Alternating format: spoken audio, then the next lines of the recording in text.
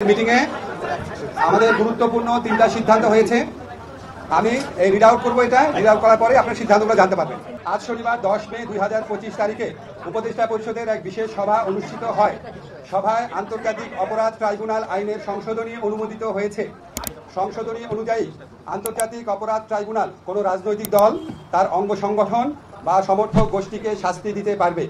উপদেষ্টা পরিষদের বৈঠকে আন্তর্জাতিক অপরাধ ট্রাইব্যুনালে বাংলাদেশের আওয়ামী লীগ ও তার নেতাদের বিচার কার্য সম্পন্ন না হওয়া পর্যন্ত দেশের নিরাপত্তা ও সার্বভৌমত্ব রক্ষা, জুলাই আন্দোলনের নেতাকর্মীদের নিরাপত্তা এবং আন্তর্জাতিক অপরাধ ট্রাইব্যুনালের বাদী ও সাক্ষীদের সুরক্ষার জন্য সন্ত্রাস বিরোধী আইনের অধীনে সাইবার স্পেস সহ আওয়ামী লীগের যাবতীয় কার্যক্রম নিষিদ্ধ করার সিদ্ধান্ত গ্রহণ করা হয়েছে।